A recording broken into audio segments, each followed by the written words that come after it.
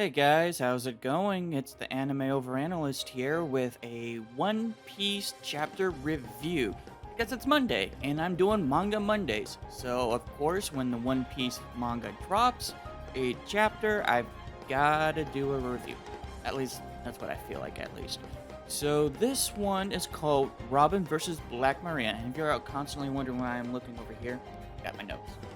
I'm trying to be more concise, more professional, and trying to cut some of the summarization because I'm assuming you guys have already read the chapter. And if you haven't read the chapter, read the chapter. So, the chapter pretty much starts off with Yamato and uh, Kaido. I was going to say Kyoto for some reason. Kaido, duking it out like always, and we get a reveal. We got Yamato's devil fruit reveal, which was the dog fruit model Mikami. And so, very interesting because I personally thought it was going to be Jackal, some kind of jackal, because that's what the horns made me think. But no, it's a Mikami. And I did a little bit of research, which is that the Mikami is kind of like some deity that resided within the Yamato region of Japan and Yamato era. You get where all the connections lie. And it's like a wolf that can judge people's heart good or evil and kill all the evil ones.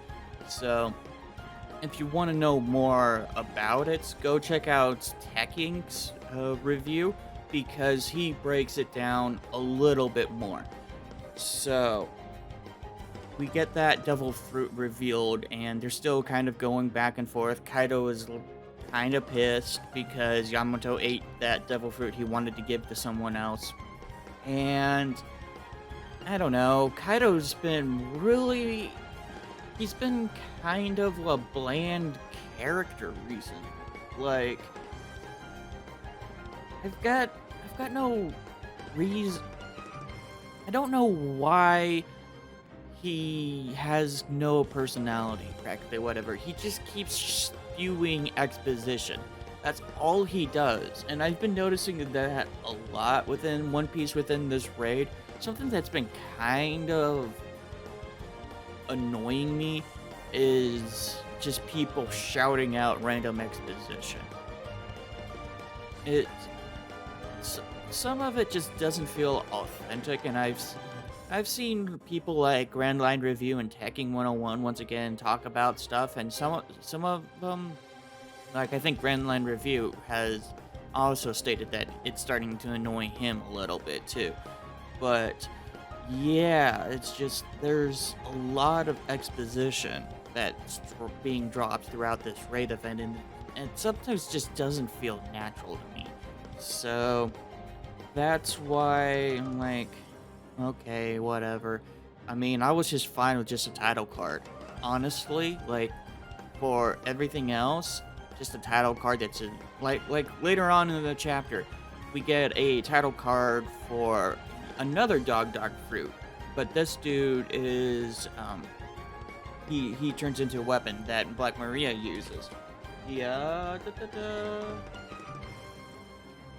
got it written down. The Wan Yudo. So that was like the dog fruit model pug. So that was a real interesting choice. But yeah, nothing else really talks about during the fight between Yamato and Kaido. I do like the one cool move that she uses, the Ice Glacier move, because she's got like these ice powers. And so I kind of think of her using her powers kind of like Gray from Fairy Tail a little bit, where they're just kind of like blasts of ice. And so she and Kaido duke it out, and they have this really big like collide in the middle because it's anime. And so really, really impressive there.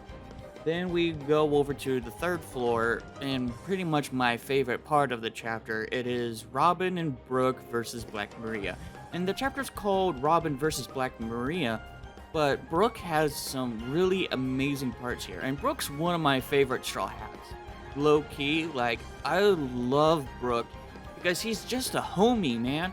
Like, he doesn't have to be a big front fighter, even though he really shows some amazing fighting skills in this section. But instead, he is perfectly fine playing support. He is just fine. He wants to support everyone. He can be front lines if he needs to be, but he's also there to help support people. And I just love him for that. I love his character for that. And so that's why he's one of my all-time favorite characters in One Piece. He's just a cool dude. And we get this really nice moment in the beginning where we see Robin see illusions of Clover, of her mother, and of Saul.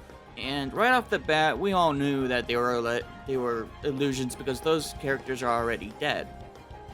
And she starts kind of going towards them, and then she's like, "Man, that." And Brook goes and it's like, "No, Robin, please stop, please stop. You know, those are just illusions." And she's like, I know, I've been seeing them. Like, I know they were illusions the whole time. I just wanted a little brief moment to hope that they were real, but I know they were all illusions. Then she uses Trace Mono and just slaps the bejesus out of like 2 headliners and a number, which, I mean, like I said, check out Grand Line Review and Teching. They talk a little bit about the numbers, but that I personally have not been paying any attention to the numbers or headliners. If they're not a captain in the Beast Pirates or Kaido himself, I don't care. Excuse me. And so, yeah, it's one of those things. She just slapped the bejesus out of 3 people all at once, and then Brook and Robin really have this really nice moment where Brook's like, "Hey, why didn't you tell me sooner that you knew about the illusions?" And she's like, "I'm just used to seeing dead people." He's like, "Oh, yo ho ho ho, me too." Like, having lived 50 years on an abandoned ship surrounded by my dead comrades, I kind of got used to seeing illusions of people that I love still alive. It's just sad. It's so sad, but in a way, it's also a really wholesome moment. I love that moment. I really love Brook in this chapter. He has some really nice spotlights. Like, for example, Black Maria is chasing him down, and he's like, "Yo, Robin, hold on to me for a second." And so she does, and then he uses his ghost form and goes and attacks the Wanyudo. And since the Wanyudo is a Smile Fruit user, or actually, no, it might have been a straight up Devil Fruit user I think it was a straight up Devil Fruit user. He was able to take it out, just instantly destroy it. Like, holy crap, Brook, you have a 1 KO type move? Like, jeez. 1 turn kill? Wow, just, that's insane. That's insane from Brook. And then he goes on, and Black Maria is kind of dissing Sanji because she's like, "Man, Sanji's got the 2nd highest bounty on the crew, and yet he made a fool of himself shouting for your help. You're only dragging the shit down. You're only dragging the crew down." And Robin's like, "I don't even need to explain how much him calling out to me means to me. Like, shut up." just shut up, Black Maria. And then she forms this gigantic, like, 10 palm figure. She's got like a replica of herself standing behind her, and she's about to slap the bejesus out of Black Maria. So I'm looking forward to that extenuation of the fight. And then we cut over to Luffy being revived on, the seashore of Wano. And Luffy's just kind of like, "I need more meat. I need more food," because it's Luffy. Luffy just eats and eats and eats, and that's how he gets stronger. Well, I mean, it's Wano. Try finding food anywhere. And so Karibo was kind of just staring out the back, going like, well, if Luffy loses this, I'm not gonna be able to get out of this island, so I might need to go in and help him. I don't know. So we don't see what else Karibo does, but he's just kind of peeking around. At the same time, Momonosuke shows up, and he's with Shinobu. Apparently, they got there via the glider, which I guess makes sense. You know, I didn't think they were gonna die at all. And so they got to him via the glider, and Momonosuke is crying and being Momonosuke, an 8-year-old kid. And Luffy's like, you need to stop crying.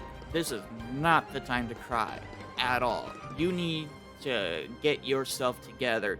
Momonosuke, being an 8-year-old kid, is like, but I can't. And Luffy's like, no, you're gonna have to get there, because once I get some food in me, you're going to take me up to Onigashima again. Which is actually really cool, because Luffy is really, really showing confidence and strength here.